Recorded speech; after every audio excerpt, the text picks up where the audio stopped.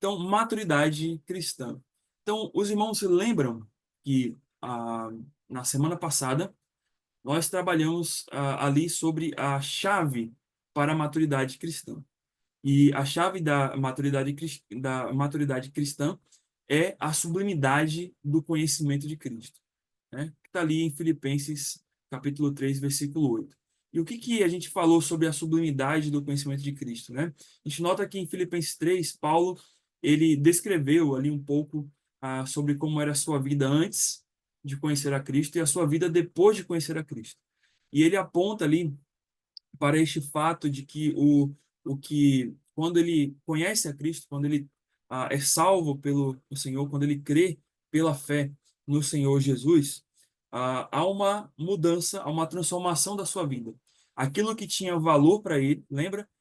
Que era a sua nacionalidade, o seu status social, a sua condição como líder religioso, dentre os fariseus, a alguém de uma alta linha educacional naquela época. Então ele considera aquilo tudo como perda, né?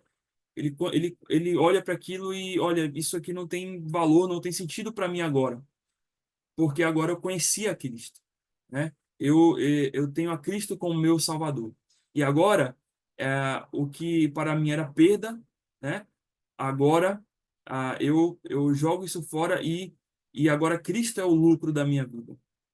E no fim de tudo, ele vai dizer que ele almeja, ele busca, se a gente olha lá para Filipenses capítulo 3 versículo 8, a sublimidade do conhecimento de Cristo, né? Quando ele diz assim: sim, deveras considero tudo como perda por causa da sublimidade do conhecimento de Cristo, meu Senhor, por amor do qual perdi todas as coisas e as considero como refúgio para ganhar a Cristo.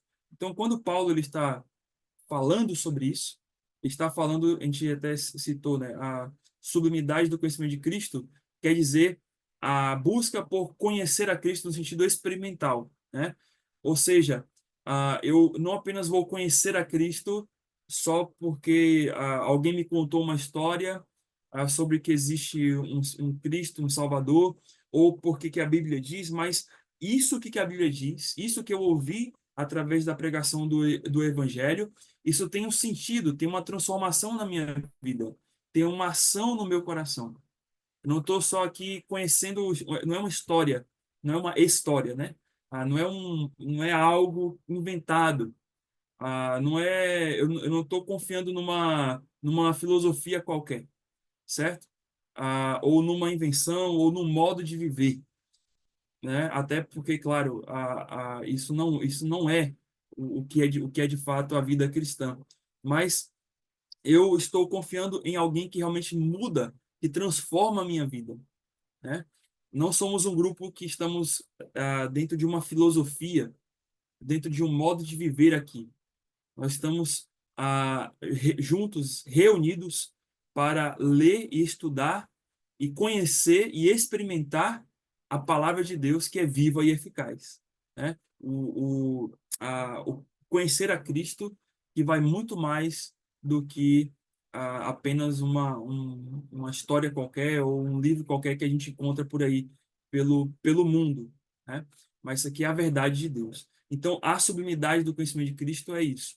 É um conhecimento que é experimental e esse conhecimento é excelente, é superior a tudo e a todas as coisas. Então, a nossa vida agora está pautada nisso, ok? Então, a gente viu que essa é a chave. Então, nesse sentido, adentrando mais ao nosso estudo, ah, como resultado dessa sublimidade, né, ou para desfrutarmos dessa sublimidade do conhecimento de Cristo, a gente precisa desenvolver três áreas principais na vida cristã, ok? Essas aqui são as três áreas básicas, e uma é a base mesmo, né, de tudo, a base para as outras duas. Então, as três áreas fundamentais, claro, hoje nós vamos ver apenas a primeira, né? Então, ali. Primeiro, no centro, nós temos a maturidade cristã, ok? Nós já falamos ali de Filipenses 3:8, a sublimidade do conhecimento de Cristo. E hoje nós vamos ver a primeira dessas áreas, né? Não vou mostrar todas as três hoje, apenas uma, e aqui vamos trabalhar para te deixar com curiosidade para você assistir às próximas aulas. Então, a base é a palavra, ok? Em Colossenses 3,16. Então, a base da maturidade cristã é o conhecimento da palavra de Deus, que é a Bíblia Sagrada. Então, nós como crentes, até eu li agora há pouco é, um livro, né, para pastores, mas que falava exatamente de incentivar a igreja a ler, né? Então, olha, não tem como você ser um crente se você não lê e, sobretudo, não lê a palavra, ok? Não tem como você ter sucesso na sua vida cristã, não tem como você ter avanços, vamos dizer assim, significativos, se você não estuda a palavra de Deus. Se você não busca o conhecimento das Escrituras. Então, por isso que ela é colocada aqui como a base, certo? Ela é a base para o desenvolvimento das outras duas áreas fundamentais que a gente vai ver nesse estudo, certo? Então, ah, depois aí vocês podem escrever, fazer o gráfico aí, pintar, né? E é muito legal esse gráficozinho aí. Ok. Então, a palavra é a nossa regra de fé e prática, certo? É a nossa regra de fé e prática. A gente pode dizer que é a nossa única, né, regra de fé e prática cristã da nossa vida. Então, na base da maturidade está a palavra, que é a Bíblia Sagrada, a regra de fé e prática cristã. E a palavra de Deus, ela é indispensável para o conhecimento pessoal de Cristo. Então, quando a gente está falando do conhecimento pessoal de Cristo, a gente não está falando somente daquele conhecimento em que você ah, ouve nas pregações do pastor, ou de um pastor da internet, ou de um curso, ou de um estudo. Não estamos falando do conhecimento pessoal da palavra no ponto de vista público, né? De você ouvir os cultos, ouvir a palavra durante um culto. Mas aquele conhecimento particular, aquele conhecimento que você faz na sua casa. Então, essa ideia também de que eu vou na igreja para poder ouvir a palavra. Ok, é uma ideia maravilhosa, boa, continue fazendo isso. Mas ela não vai ser suficiente. A gente vai ver durante esse estudo de hoje que é necessário ter uma constância. Diariamente, a palavra precisa estar na sua frente. Diariamente, ela precisa ser lida, ela precisa ser estudada, porque é indispensável para o seu conhecimento pessoal a respeito de Cristo. Você aprende de Cristo numa pregação pública. Você aprende, claro. Mas você aprende muito mais quando, particularmente, naquele culto em que é só você e Cristo. Que você está sozinho com o Senhor e o Senhor vai falar através da palavra dele. Certo? Então, os melhores momentos, né? Os melhores momentos em que eu estive ouvindo a palavra de Deus foi aquele momento em que o Senhor falou diretamente comigo, a sós. Com toda certeza, eu já ouvi muitas e muitas mensagens que tocaram ao meu coração, mensagens públicas, mas existiram aqueles momentos em que eu estava sozinho com o Senhor e aquele momento Deus falou ao meu coração por meio da palavra. E esse momento, quando você está só, é o momento em que mais Deus trabalha na sua vida, em que mais Deus te mostra como está a sua condição espiritual e para você fazer ajustes e acertar a sua vida diante dele. Então, é o que diz ali Colossenses 3,16. Ele diz o seguinte: habite ricamente em vós a palavra de Cristo, né? Aqui, quando ele fala de habite ricamente, são duas palavras bem interessantes. Ele poderia, vamos dizer assim, dizer, né? Olha, leiam a palavra de Deus, né? Ou façam estudos na palavra de Deus, certo? Mas seria, vamos dizer assim, um pouco fraco para o sentido do que Deus quer de nós com relação à palavra, ok? Por quê? Porque a ideia de um estudo, a gente tem a ideia aquela parte de conhecimento, né? Então, vou fazer um estudo para ter conhecimento, ok?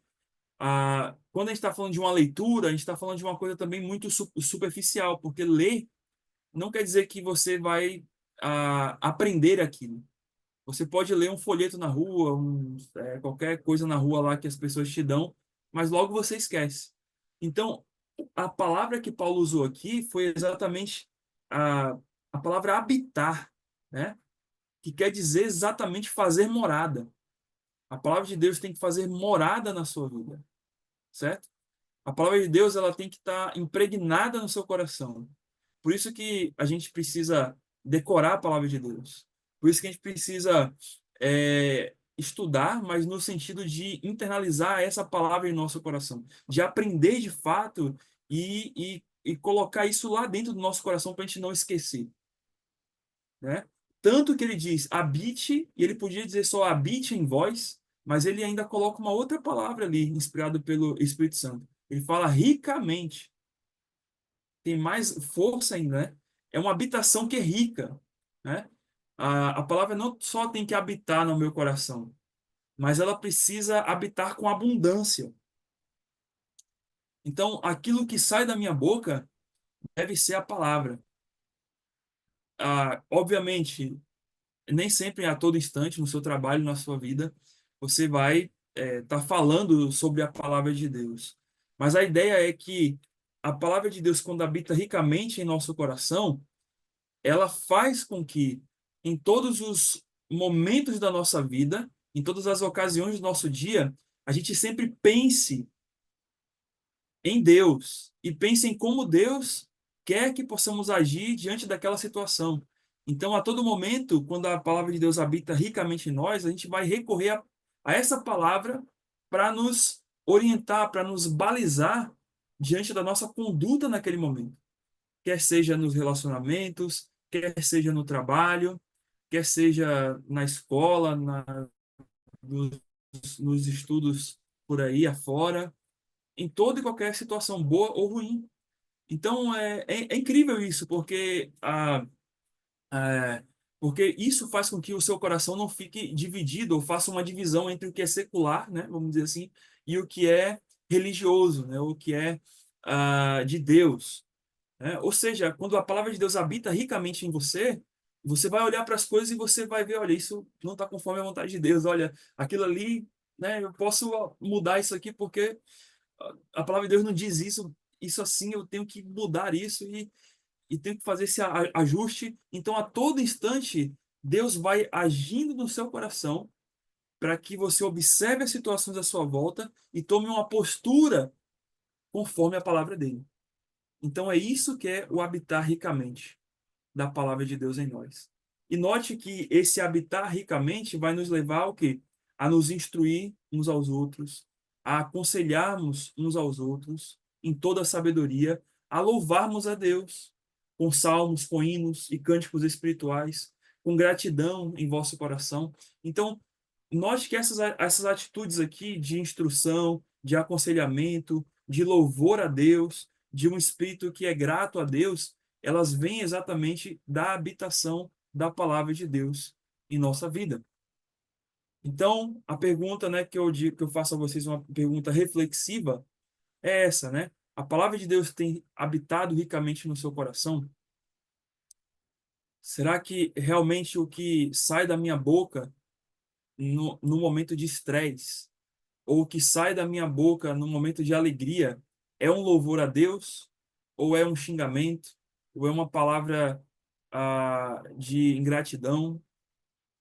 Porque quando a palavra de Deus habita em nosso coração, não quer dizer que não tenhamos pecado, que não vamos pecar, mas a questão é que o que vai sair de nossa boca, o que vai trazer, o que vai acontecer em nosso pensamento, não são coisas pecaminosas. Porque nós vamos estar tão saturados da palavra de Deus que nós vamos entender o que Deus quer de nós naquela situação. E essa é a nossa busca quando nós olhamos para aquilo que está em Filipenses 3:8, a sublimidade do conhecimento de Cristo. Como é que eu vou me apropriar dessa sublimidade do conhecimento de Cristo? Como é que eu vou me aprofundar nisso? Como é que eu vou ver e ouvir das coisas excelentes se eu não pego a palavra para para que ela habite ricamente em nós. Se eu não medito nessa palavra, que no fim de tudo deve habitar ricamente na minha vida para ter sentido, para ter efeito de fato, certo? Então isso aqui é indispensável quando a gente está falando de maturidade cristã.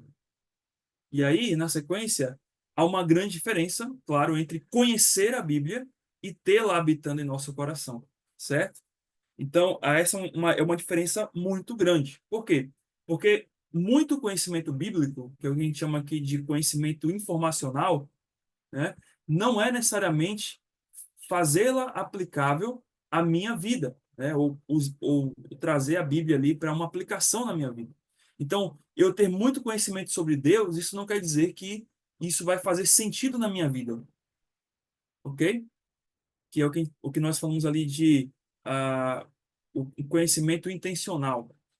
Então há uma diferença grande. Uma coisa é obter informações e outra coisa é pegar essas informações, esses fatos e aplicar isso à minha vida. Então a nossa busca quando a gente está falando aqui de habite ricamente em vós a palavra de Cristo é exatamente isso. É que de uma maneira ou outra, vamos ter o conhecimento informacional.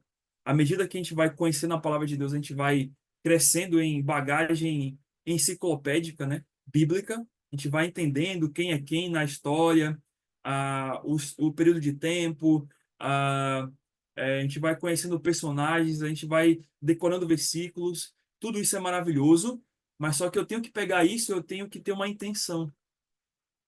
Eu tenho que usar isso como uma intenção na minha vida, uma boa intenção na minha vida. Então, se eu não faço isso, eu estou só acumulando conhecimento. Mas e na hora de aplicar? E é o que geralmente ocorre, né, irmãos? A gente lê a palavra, ouve a palavra, a gente aprende, mas aí no momento de pôr em prática é difícil. Por quê? Porque a nossa busca no momento em que estávamos conhecendo a palavra, ou lendo a palavra, era uma busca só informacional. Eu só quero conhecer a Bíblia, mas não foi uma busca de, olha, eu quero conhecer a Bíblia e o que ela pode trabalhar no meu coração, e o que Deus, através dela, pode agir, né? E muitas vezes a gente usa a Bíblia como tipo um livro, vamos dizer assim, científico, né? Então, livros, vamos dizer assim, científicos, eles são usados somente no momento em que você quer tirar uma dúvida a respeito de um determinado tema. Vamos pensar numa enciclopédia, né? É um livro que ali conta várias narrativas, ciências, né? Aquelas coisas todas. Uma Barça, né? Hoje nem sei se existe mais a Barça, que eram vários fascículos de livros, né? Os mais antigos lembram, né? Da Barça. Qualquer coisa que ia fazer, qualquer trabalho na escola, pegava a Barça para poder ler. E a Barça, você não sai lendo a Barça inteira. Você só vai naquele fascículo lá da Barça, abre naquele tópico e você olha a Barça, lê aquele tópico, né, que a Barça fala sobre aquele tema e você faz o seu trabalho. Você faz o seu estudo naquele tópico ali.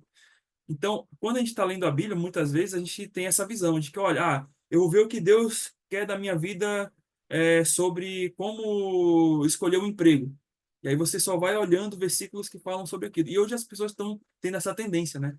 De só ouvirem mensagens ou estudarem a Bíblia a respeito de assuntos que elas querem ouvir ou que elas gostam.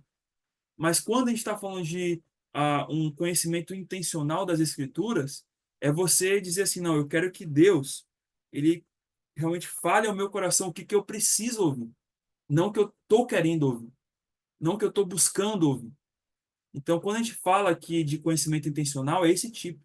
Porque muitas vezes a gente vai para o conhecimento informacional. Até que, claro, eu posso buscar uma informação para poder direcionar a minha vida para algo prático, tudo bem, ok? Mas só que eu não posso esquecer dessa ideia de que quando eu estou lendo a palavra de Deus, eu tenho que dizer assim, olha, Senhor, é, fala comigo nesse texto, né? Aponta para mim o que que nesse texto, o que que na minha vida eu tenho que mudar, o que que na minha vida eu tenho que acertar, o que que eu tenho que aprender de fato e aplicar ao meu coração, aquilo que o Senhor quer e não aquilo que eu acho e aquilo que eu quero. Então, nesse sentido, aí nós temos Salmo 119:11, alguns exemplos aí de Salmo 119:11 e João 5:39 a 40. Gostaria que os irmãos pudessem, dois irmãos pudessem abrir um nessa passagem de Salmo 119:11 e João 5:39 a 40. E aí nós vamos ver duas intenções aqui que existem na palavra de Deus, né?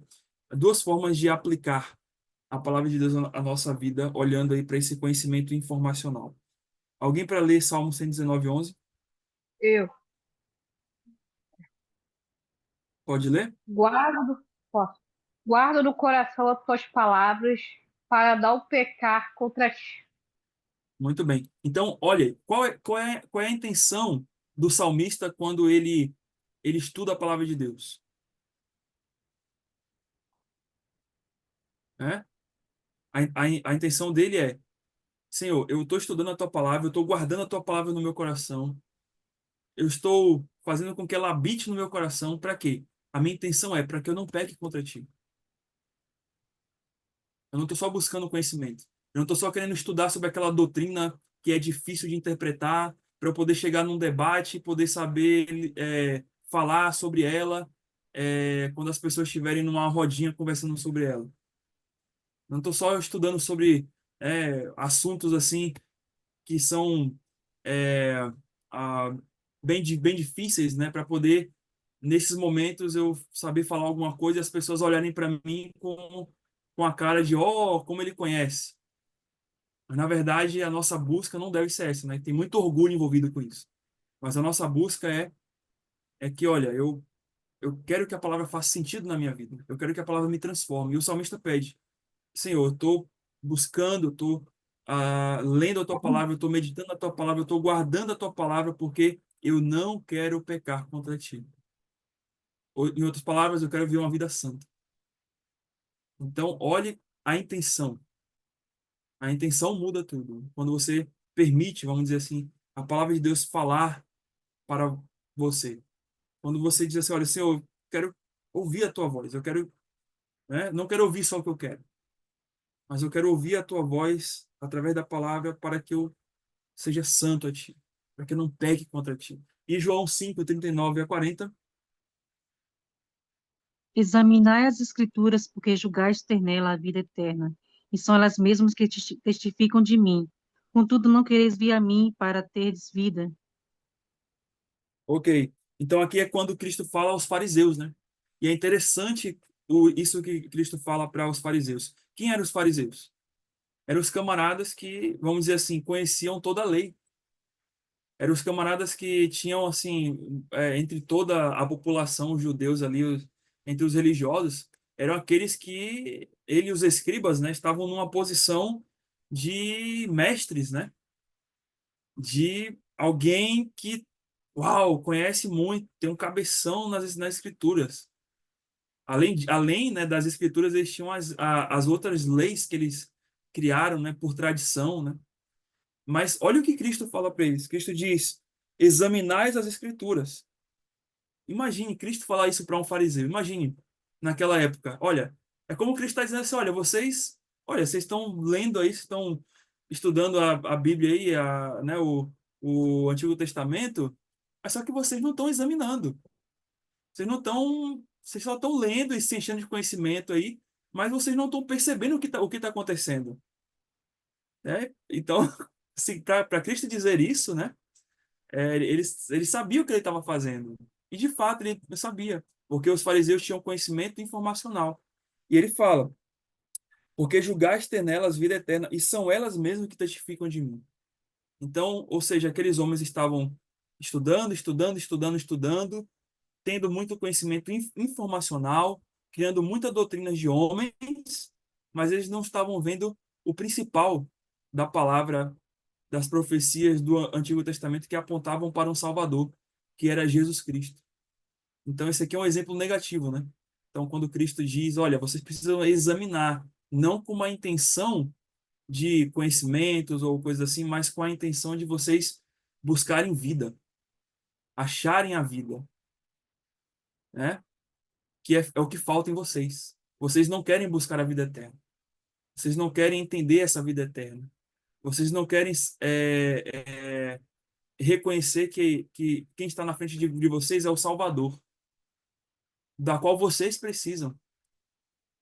Mesmo mestres, mesmo senhores da lei, entre aspas, mas vocês são pecadores. Vocês não querem ver isso. Então, logo, vocês só querem a palavra para se gabarem e não a palavra para realmente causar uma mudança na vida de vocês. Então, note, né, como Cristo traz essa questão aqui para aqueles homens. E aí, meus irmãos, nesse sentido, a gente olha para Lucas 24, a questão de conhecimento e aplicação, né? Então, em Lucas 24, conhecimento da palavra de Deus e aplicação dela, né? Lucas 24 narra ali duas histórias bem interessantes. A primeira é quando, claro, Cristo ele já ressurreto e ele vai aparecer a dois discípulos no caminho de Emaús, certo? Dois dos seus discípulos. E no decorrer da conversa, Cristo passa a explicar as escrituras para eles. Por quê? Porque toda a conversa se inicia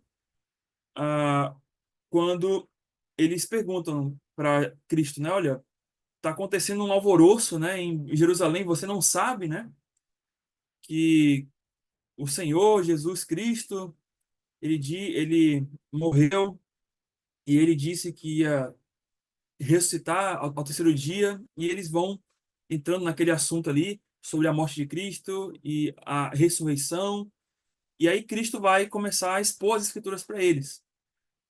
E não vai se dar por conhecido naquele momento, né? E aí o dia vai se findando, eles estão a caminho de Emaús, e chega uma certa hora em que já começa a ficar noite, e aqueles discípulos chegam até a cidade, e Cristo está com eles, e Cristo é convidado para vir até a casa deles, para passar a noite ali. E acontece que quando eles sentam na mesa e Cristo parte o pão ali, ele se revela a eles e logo desaparece, né? Quando a gente lê o versículo 31. E aí é interessante que quando eles reconhecem que era Cristo e Cristo desaparece, né? E eles realmente veem que quem estava diante deles era o Cristo ressurreto.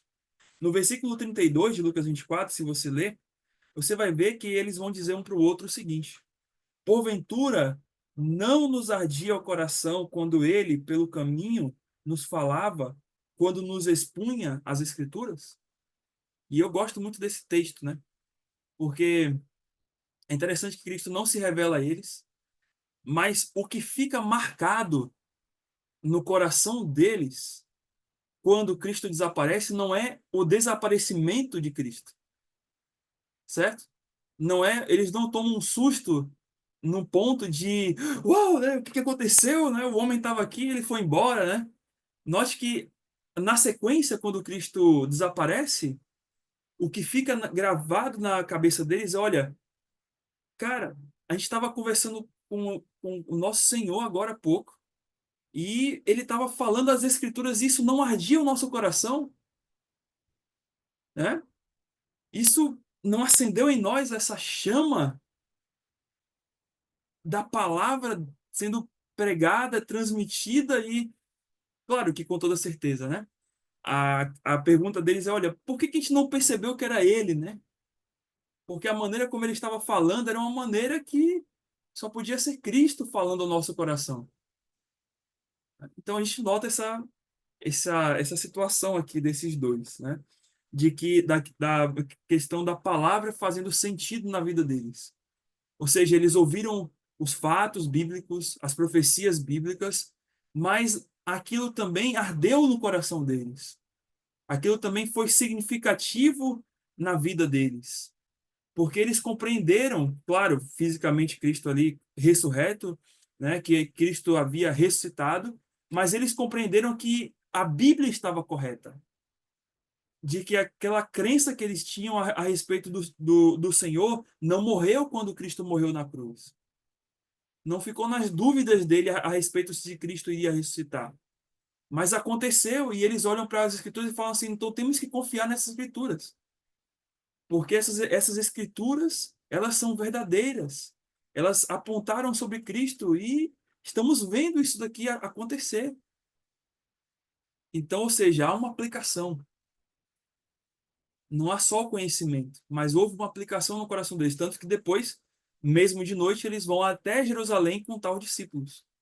E aí acontece que nesse decorrer em que eles estão indo para Jerusalém a contar aos discípulos, acontece a segunda história desse texto, que é no versículo 44, quando na sequência o Senhor ele se encontra com os discípulos, então ele sai de Emaús, né, e ele se teletransporta, vamos dizer assim, e vai até agora em Jerusalém, e ele vai até os discípulos, e ele diz aos discípulos, né, são estas as palavras que vos falei, estando ainda convosco.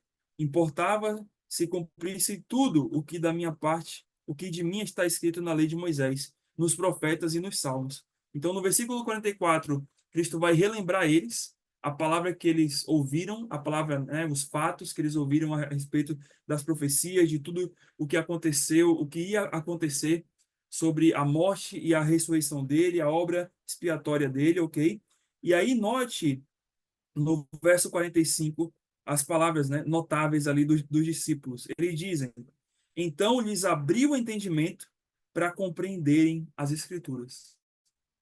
Ou seja, então naquele momento as Escrituras fizeram sentido para eles. Então, o que a gente entende é que, enquanto Cristo estava caminhando com eles e dizendo o que ia acontecer, e apontando para os profetas, e apontando para o Antigo Testamento, eles estavam duvidosos ainda. Tanto que, claro, Pedro, quando está no Getsemane, né, Pedro até luta, né, ou tenta ali lutar para não deixar Cristo ir, né? Ou seja, em outras palavras, se Pedro ele estivesse convicto de que Cristo teria que morrer e depois ser ressurreto, ele não iria puxar uma espada e atingir as pessoas ali, atingir aquele guarda, né? Ele não iria dizer, Senhor, eu vou morrer por ti, né? Porque de fato ele iria entender que aquilo era necessário. Então, note que os discípulos, e olhando para Pedro, mas espelhando em todos os outros, eles ainda estavam duvidosos.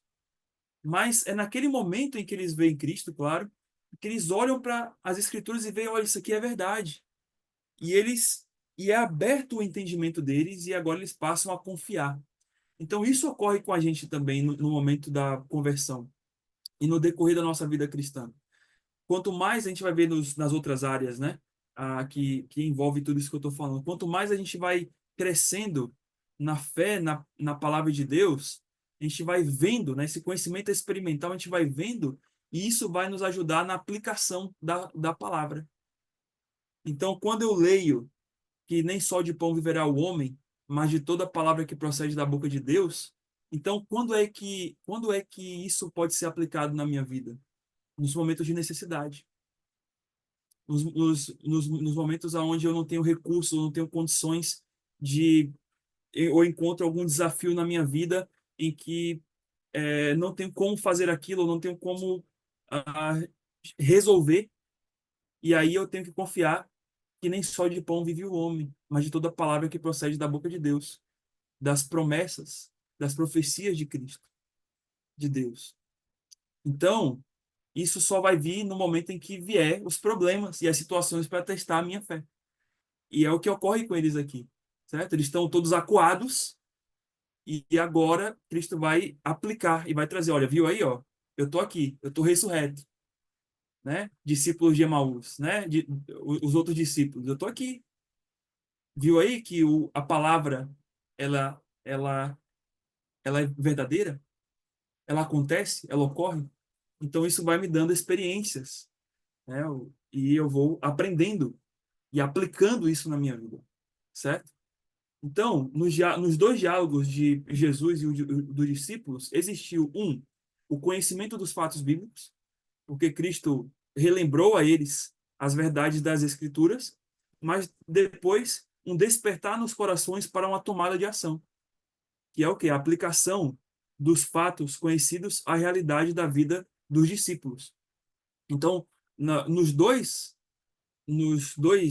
histórias aconteceu isso. né? Cristo relembrou os fatos bíblicos, mas despertou no coração deles o crer. E logo depois a gente percebe que os discípulos, logo depois da ressurreição, são totalmente diferentes, sobretudo Pedro.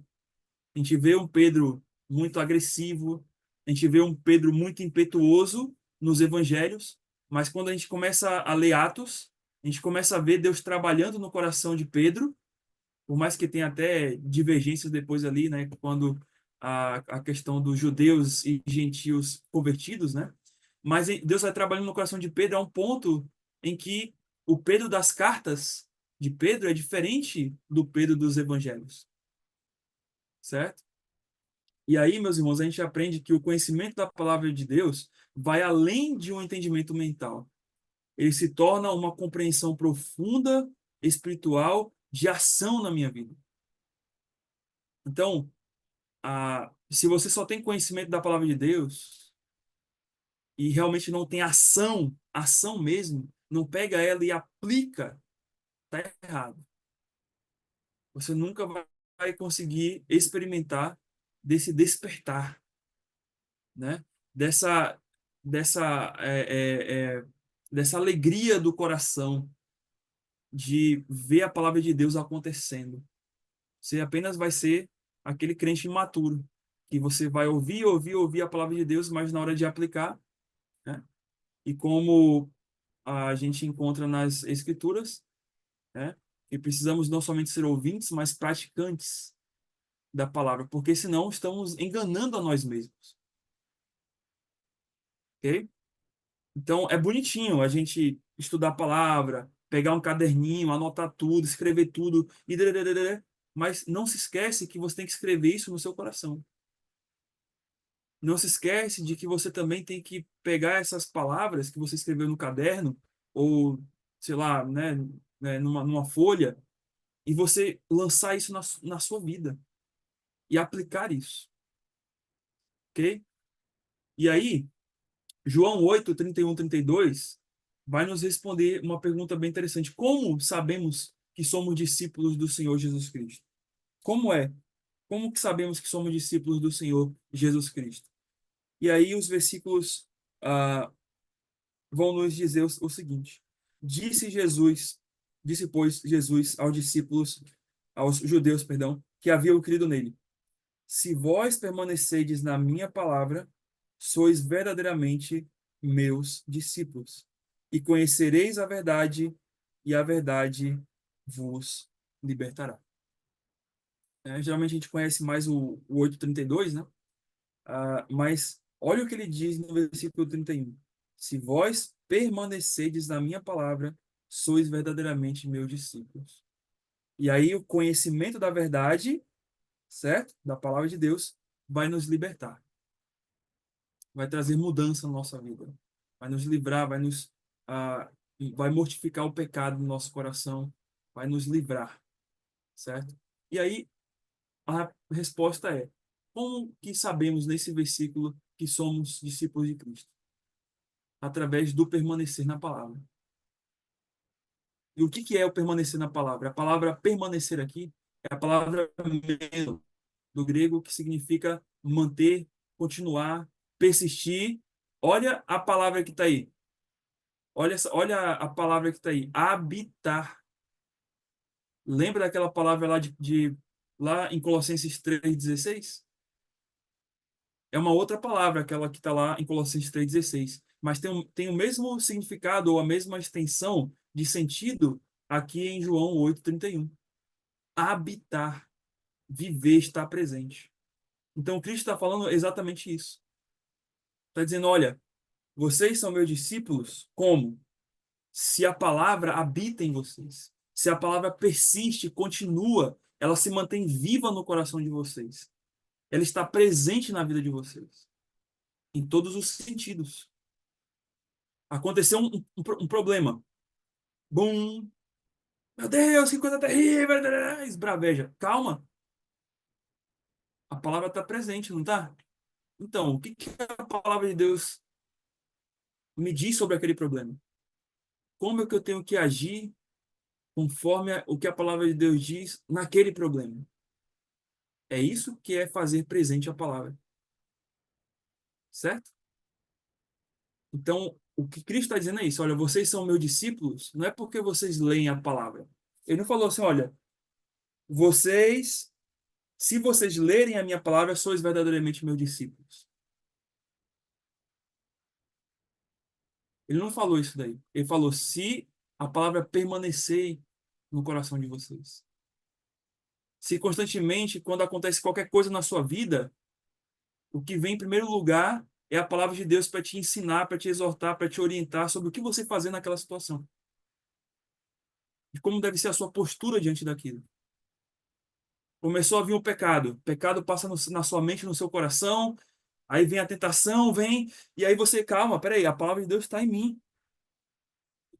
Eu tenho que entender o que ela quer disso aqui. Opa, então foge da tentação, foge da aparência do mal, vai embora, né? E aí é assim que você vai criando a maturidade na sua vida, ok? A palavra de Deus opera em nós quando permanece em nosso coração. Agora, como é que a palavra de Deus vai operar na sua vida se você só pega a palavra de Deus para ler, mas não tem uma meditação? Ou até mesmo você medita, mas quando chega os momentos certos de aplicar, você não aplica. Ou você acha cansativo aplicar? É cansativo muitas vezes. A maturidade cristã, como eu disse, não é fácil. É como uma academia. No primeiro dia, no segundo dia, no terceiro, vai doer. Mas depois que você pega uma constância, o seu coração vai ser treinado, vai ser trabalhado. E aí, meus irmãos, Hebreus 4:12, já estamos chegando ao fim. Hebreus 4:12, a permanência da palavra no coração gera intencionalidade, certo? Ou seja, quanto mais você medita na palavra de forma, né, claro, intencional, buscando o que Deus quer, buscando a vontade dele para a sua vida, se derramando diante dele mesmo, isso vai gerando intencionalidade. Quanto mais você lê, quanto mais você busca, quanto mais você medita, obviamente isso vai gerando uma intencionalidade no seu coração que produz vida espiritual, que é o que está lá em Hebreus 4:12. Alguém pode ler? Hebreus 4:12. Ou até recitar,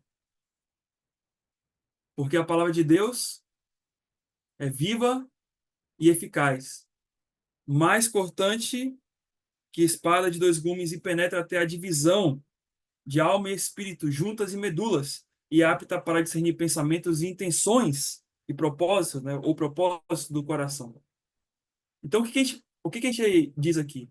É que se a palavra de Deus estiver constantemente na minha vida, ela vai fazer constantemente uma operação com uma faca, né, uma espada, que vai nos abrir pelo meio e vai até a nossa alma, nosso espírito. Ela vai trazer discernimento para os nossos pensamentos, para as intenções, para os propósitos do nosso coração.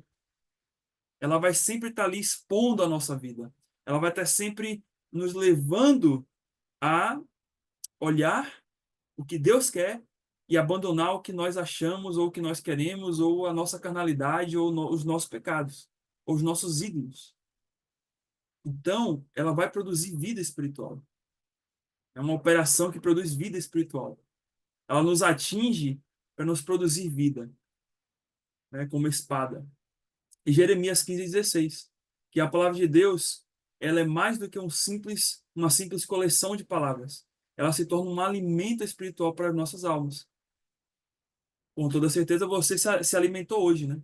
E com toda certeza você vai comer depois daqui, não vai? Eu vou comer, eu nem jantei ainda. Mas você vai comer alguma coisa, nem que seja uma fruta, uma uva, uma maçã, sei lá o quê. E por que você come? Você come porque você precisa disso para o seu corpo ficar vivo, né? Desde quando você nasceu, no primeiro momento de vida, até, creio que o seu último momento de vida, você vai viver alimentando, ou, né, alimentando. Então, isso também deve ocorrer na vida do crente, na vida espiritual dele. Eu preciso me alimentar da palavra de Deus, porque é um alimento gostoso, é um alimento bom. O crente que acha a palavra de Deus um tédio, o crente que acha a palavra de Deus um peso, é porque ele está com graves problemas espirituais. O problema é que quando o crente não se alimenta da palavra de Deus, é porque, de fato, ele não está tendo a habitação da palavra de Deus em seu coração. Ele está dando vazão a outras coisas. Está buscando outros propósitos. Ele não está buscando a sublimidade do conhecimento de Cristo.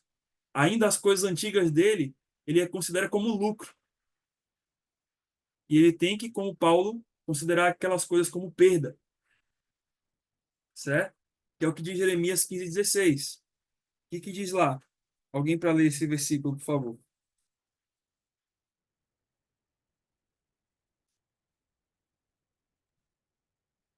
Achadas as tuas palavras, logo as comi.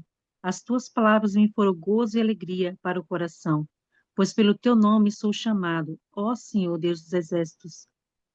Bem, então, Jeremias, né? Ele ouve as palavras de Deus. Claro, se você ler o livro de Jeremias, tem um monte de tragédia, né? Um monte de profecia, muita coisa ruim acontecendo. Mas há um ponto nas profecias de Jeremias que tem uma parte alegre. E Jeremias, ele olha, né, para a palavra de Deus como um refresco, né? Como um refrigério ao seu coração. Como algo que traz alegria. Ele comeu, ele diz, né? Que ele comeu as palavras, né? Essa expressão, obviamente, né? Ele é, é, aqui tem até algumas pessoas que dizem que ele realmente comeu, né? Eu creio que não seja isso, mas a expressão dele é no sentido de que ele ingeriu aquilo, de que não passou somente nos seus olhos, mas desceu ao interior da sua vida. E ele sentiu-se alegre por saber que, apesar de todas as profecias terríveis que iam acontecer com o povo de Israel, mas havia esperança. Então, quando a gente olha a palavra de Deus, a gente vê muitas vezes o nosso pecado, a gente vê muitas vezes as tristezas, né, do que é um coração pecador, mas a gente olha também a esperança que Deus nos dá. Isso traz alegria, isso traz conforto, né? Isso traz um alimento que revigora a nossa alma para continuar no dia de amanhã e por aí vai. No fim das contas, estamos diante do maná espiritual, né? João 5:58 vai dizer que Cristo é o pão da vida, né? Jesus é o pão da vida.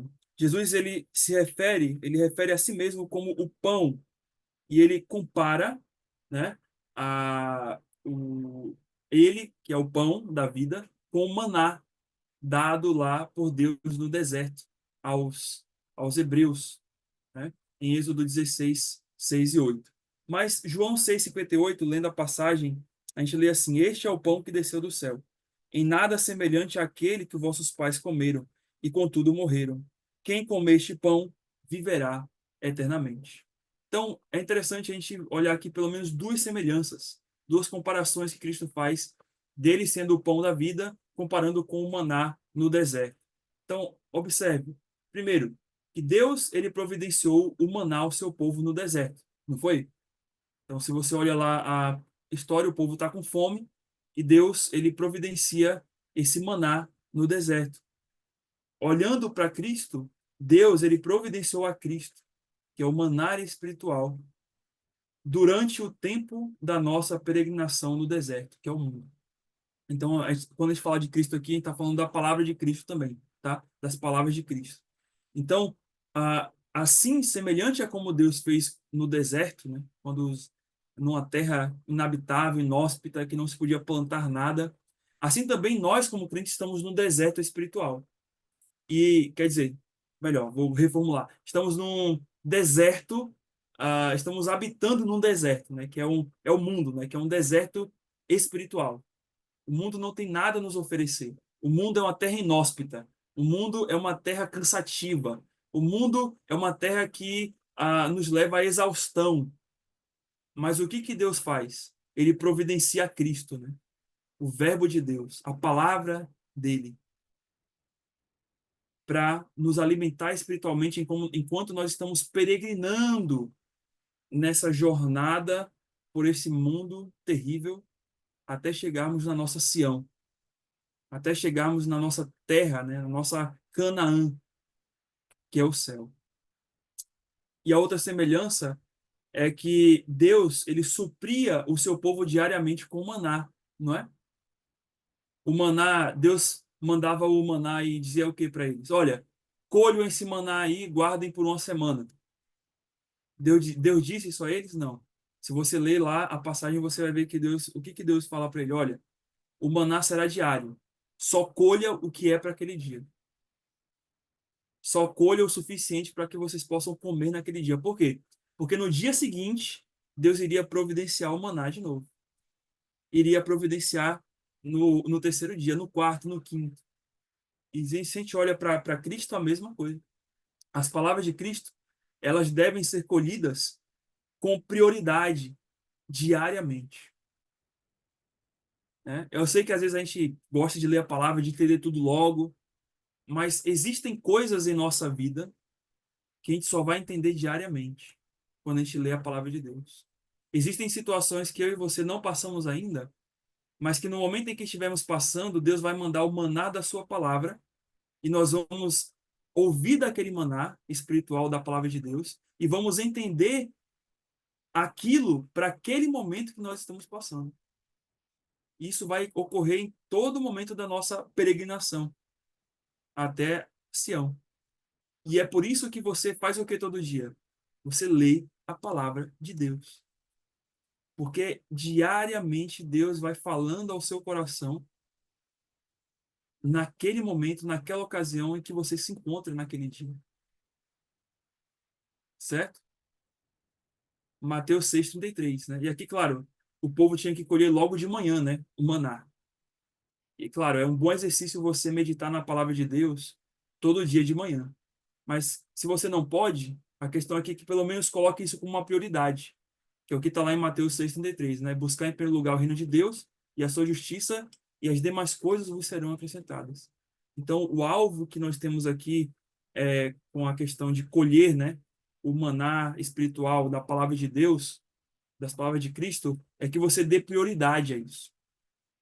E como é um alimento, você tem que comer para você trabalhar, não é? Geralmente é assim, né? Ninguém nunca trabalha para comer, né? Mas todo mundo come para poder se manter forte, para poder aguentar o trabalho. Assim também é quanto à vida espiritual. Eu preciso me alimentar da palavra para que eu possa enfrentar, né, as lutas espirituais, os trabalhos espirituais com mais energia. E é isso que nos ensina aqui diariamente, né? Assim como o maná. E aí, o valor da palavra de Deus, já concluindo, né? O valor da palavra de Deus, opa, a Bíblia, né? A Bíblia, portanto, é muito mais do que um livro de histórias ou um livro de regras. A gente sabe disso. Não é um livro de mistérios ou de meramente conhecimentos morais e éticos sobre como viver a vida comum. A Bíblia não é isso. A Bíblia é a palavra viva que transforma o coração de todo homem ao caráter de Jesus Cristo, através da mensagem de salvação do pecado, né, da condenação eterna, pelo Evangelho de Jesus Cristo, dando-lhe uma nova vida, uma esperança eterna de habitar com Deus nos céus. A gente tem que olhar a Bíblia como a mensagem que nos resgata. Se a gente olha a Bíblia todos os dias como crentes, como um livro cheio de palavras que eu tenho que estudar, porque o pastor pediu, porque o pastor está cobrando, porque eu tenho que achar um tempo, então você está errado. A sua visão de como você chega na Bíblia para poder ler já começa errado. Você tem que ler a Bíblia como um livro essencial. A palavra de Deus é algo essencial para a sua própria vida, o seu próprio viver.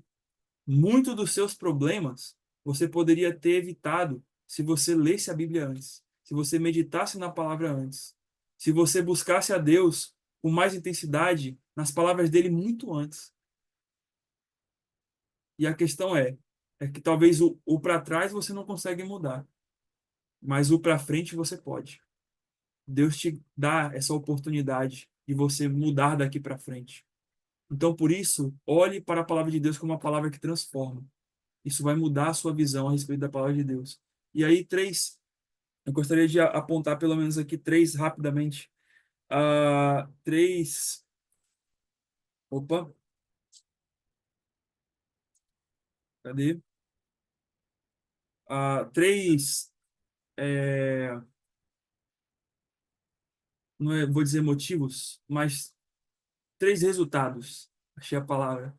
Três resultados da permanência da palavra de Deus constante no seu coração. O primeiro é: a palavra nos enche de alegria. A palavra de Deus vai encher o seu coração de alegria se você permanentemente tiver ela habitando na sua vida diariamente, certo?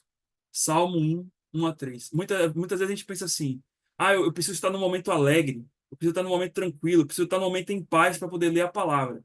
De fato, é muito gostoso ler a palavra nesse momento, nesses momentos assim. Mas a questão é que, na verdade, você precisa ler a palavra de Deus independente da ocasião. E principalmente quando você está triste, e principalmente quando tudo está ruim, quando você está ingrato diante de Deus, quando você é um reclamão ou uma reclamona, quando você olha para essas situações, aquele seu dia foi pesado, foi uma coisa. Aí mesmo que você precisa buscar a palavra de Deus. Por quê? Porque ela vai encher o seu coração de alegria. Salmo 1, 1 a 3 nos diz isso, não é? Alguém pode ler Salmo 1, 1 a 3?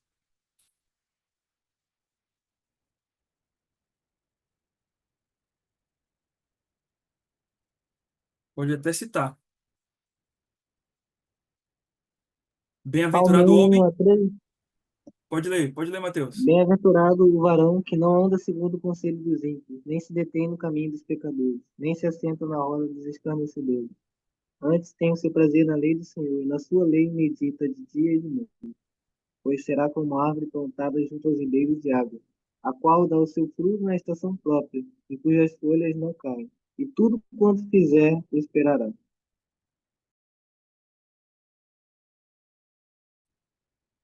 É semelhante a uma árvore que está ao lado de correntes de águas, que faz com que ela fique sempre verde, sempre florescente, que dá essa ideia de alegria, né? De vida, de saúde. É uma alegria que nos dá saúde, ao ponto em que tudo que a gente fizer vai ser bem sucedido. A palavra também, ela nos traz um outro resultado. Ela nos faz enxergar a verdade de Deus em toda e qualquer situação. Porque é o que a gente falou agora há pouco. Ela nos aconselha.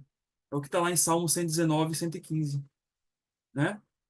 Lâmpada para os meus pés é a tua palavra e luz para o meu caminho. A palavra de Deus nos faz enxergar os passos que precisamos dar. Se nós fechamos a Bíblia e vamos agir conforme a nossa cabeça, a tendência de errar é muito maior. A tendência de falhar é muito maior. Mas quando nós estamos direcionados na palavra, quando abrimos a Bíblia e lemos as verdades, elas são como luz para o que nós precisamos fazer, para as atitudes que precisamos tomar. Por isso que nós precisamos tomar as decisões conforme a Bíblia diz, né? Porque ele é a luz. E por último, a palavra nos habilita a obra que Deus nos chama a fazer. Esse é um outro resultado. Você pensa muito, pastor, eu quero ser mais ativo na obra de Deus, eu quero servir mais na igreja local, eu quero me preparar mais para a obra, para o ministério de Deus, eu quero ser usado por Deus na obra dele. Então, comece fazendo com que a palavra de Deus habite no seu coração, porque é assim que Deus vai te chamar para fazer qualquer coisa na obra dele. É quando você estiver encharcado da palavra de Deus. E, novamente, quando você estiver encharcado da palavra de Deus, você vai ver que não sabe nada. E que precisa se encharcar mais e mais. Isso vai fazer com que você fique mais capacitado e crie mais casca para poder investir na obra de Deus, para poder servir na obra de Deus. É o que diz 2 Timóteo 3, 16 e 17. Alguém pode ler? Esse é o último versículo.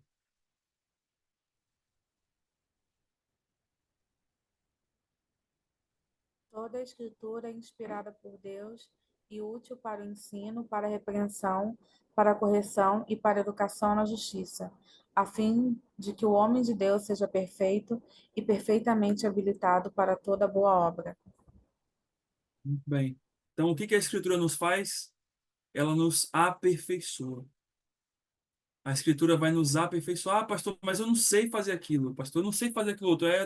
Eu sei, meus irmãos, mas vamos ler a palavra, vamos confiar nela, vamos saber o que ela pode nos orientar sobre como fazer aquilo e vamos fazer.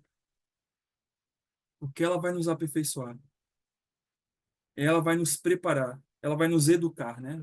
Tantos verbos aqui, né? Ensinar, repreender, corrigir, educar, para que eu seja perfeito, para que você seja perfeito e habilitado para toda boa obra. Então, a base da maturidade cristã, né? Se nós queremos viver na sublimidade do conhecimento de Cristo, é a palavra. E essa palavra precisa habitar ricamente na minha vida. Eu preciso viver a palavra na minha vida como o assunto ou aquilo que é mais importante na minha vida. Já viu aquela pessoa que só fala daquele assunto, né? Por exemplo, alguém que só fala de futebol. Para a pessoa falar daquilo, ela tem que se encharcar de futebol. Ou alguém que só fala de trabalho. Ou alguém que só fala de investimento, né? Alguém que só fala, sei lá o que, de, de novela, né? Tem cada, tem cada nicho, né? Tem pessoas assim, né? Que se especializa naquilo. Especializa naquele assunto. Para falar só daquele assunto. Então, nós como crentes, nós precisamos nos especializar na palavra. Não só no conhecimento, mas na aplicação. Em experimentar ela em nossa vida. Em toda e qualquer situação. Amém? Então, vamos orar ao Senhor neste momento. Senhor, muito obrigado pela tua palavra, pelo entendimento que o Senhor nos dá dela. É tão claro, Deus, que o Senhor não produziu esse livro à toa, mas o Senhor capacitou homens pelo teu Espírito Santo para que pudessem escrever as das tuas verdades, para que fossem usadas por nós. Então nós te pedimos, Senhor, faz com que a tua palavra seja aplicada em nossa vida. Ela seja usada no nosso dia a dia, nas nossas ações. Que em todo e qualquer momento em que estivermos diante de qualquer situação, que seja boa ou ruim, possamos buscar na tua palavra o que o Senhor quer daquilo. E fazer com que, Senhor, essa palavra ela aperfeiçoe nosso coração pecaminoso, que tende, Deus, a nos afastar de ti, que tende a nos desviar, que tende uma condição que não é buscar a tua verdade, que não é buscar o teu caminho. Então nos ajuda nesse sentido, em nome de Cristo. Oramos a ti. Amém.